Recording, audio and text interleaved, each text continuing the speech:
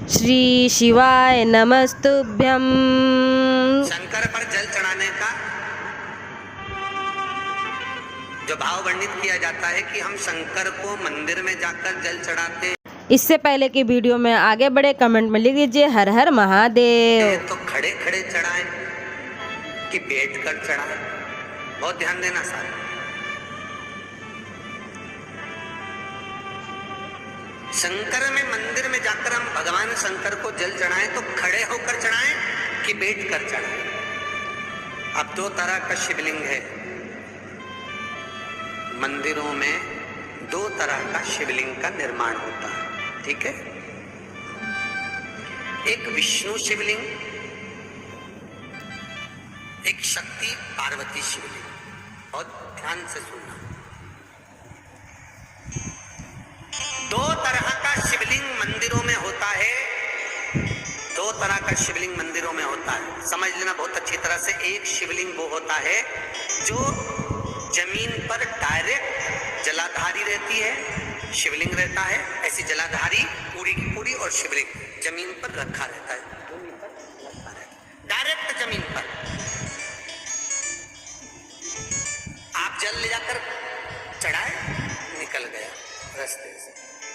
एक शिवलिंग जो जमीन पर डायरेक्ट शंकर भगवान की जलाधारी और शिवलिंग रखा रहता है, वो शक्ति शिवलिंग कहलाता है। माता पार्वती का हस्त कमल उस शिवलिंग के सम्मुख में, और दूसरा शिवलिंग एक डमरू जैसा होता है। अब वो हम उसको कैसे वर्णन? कपूरे गौरम करुणावतारम संसारे सारम। ऐसा उसका स्टैंड होता है, ऐसा स्टैंड होता है, नीचे शिवलिंग रखने की जगह होती, फिर ऐसा होता है, फिर उसके ऊपर इस तरह शिवलिंग रखा होता है। एक दर्शन करें आप लोगों ने। अब फिर इसके ऊपर शंकर भगवान का शिवलिंग रखा होता है, ठीक है। इस तरह का जो शिवलिंग होता है, एक डायरेक्ट नीचे रखा हुआ शिवलिंग, और एक भगवान जो नीचे डमरू जैसी आकृति होती है, इस पे जो डमरू जैसा जो भाग बना होता है, ये भगवान विष्णु का हस्तकमल है, और ऊपर का जो भाग है वो भगवान ब्रह्मा का हस्तकमल है। इसको विष्णु शिवलिंग कहते हैं। कपूरे गौरम करुणावतारम संसारे सारम भुजगेंद्रहारम।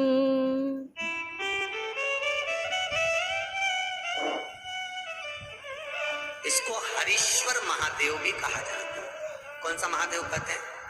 हरि सर्वेश्वर महादेव। हरीश्वर महादेव भी कहते हैं, हरि सर्वेश्वर भी कहते हैं।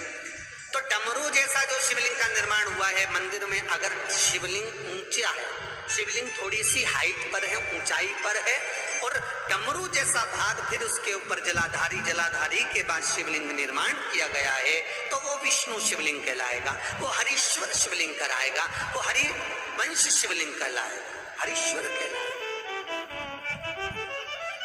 क्या आपको ये बातें पता थी? नहीं पता है तो आगे सुनिए पूज्य गुरुजी क्या कह रहे हैं। और जो डायरेक्ट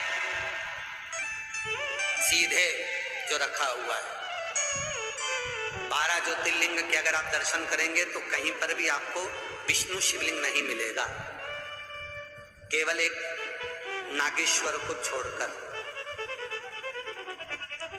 कहां पर छोड़कर? जम के बोलिए। केवल एक नागेश्वर, नागेश्वर को छोड़कर बाकी के जितने 12 ज्योतिर्लिंग में शिवलिंग के दर्शन करोगे सब शक्ति शिवलिंग मिलेंगे, सब जमीन पर।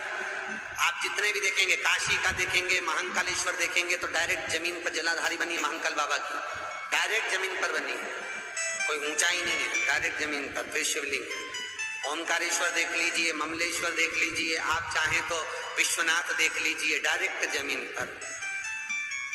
सोमनाथ देख लीजिए, डायरेक्ट जमीन पर। केदारेश्वर देख लीजिए, डायरेक्ट जमीन पर। भीमाशंकर, वैद्यनाथ, डायरेक्ट। आप वेदनाथ जी के लाइव प्रसारण कभी चालू करके देखना, डायरेक्ट जमीन पर, डायरेक्ट। क्या आपको पता है कि शिवलिंग जो है उसको अगर जमीन पे सीधे हो तो क्या कहते हैं? सुनिए क्या कहते हैं उसे।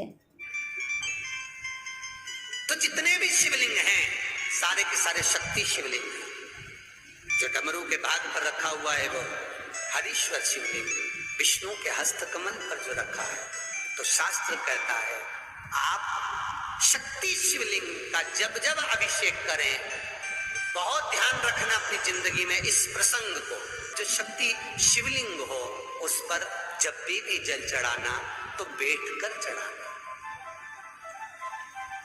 अर्थात जो शिवलिंग सीधे जमीन पर रखा हुआ है उस पर बैठकर जल चढ़ाया जाता है। बैठकर चढ़े। शक्ति शिवलिंग पर जब भी जल चढ़े, भले शिवलिंग कितना भी ऊंचा हो, कितना भी ऊंचा हो, तो संगी से चढ़ा दो, पर जल बैठकर चढ़ाए।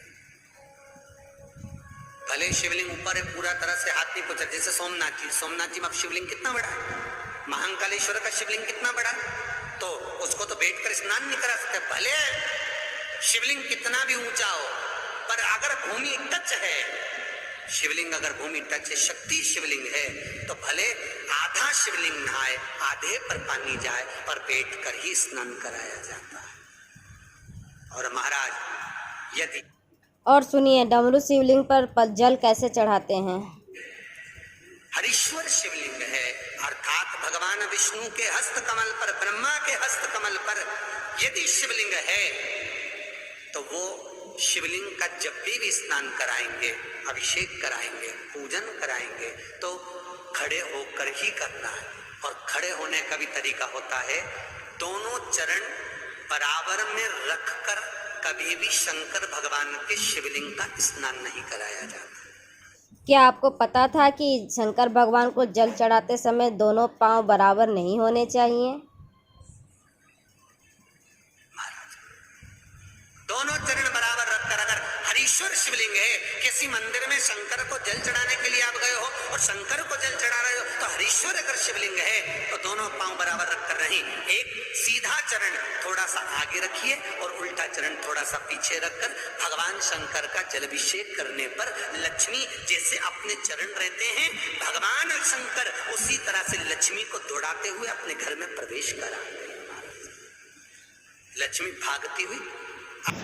उम्मीद करती हूँ गुरुदेव क्या कहना चाहते हैं आपको समझ में आ गया होगा। शॉर्ट में मैं भी बता देती हूँ, जो शिवलिंग सीधे ज़मीन पे हो उस पे हमें बैठ करके ही जल समर्पित करना है, और जो शिवलिंग डमरू आकृति में हो जैसा ऊपर दिख रहा है तो हमें उसे खड़े होकर अभिषेक करना है, लेकिन एक पाँव आगे और पीछे रखना है, बराबर पे नहीं रखना है। अगर वीडियो अच्छी लगी तो please like, comment, share and subscribe my channel.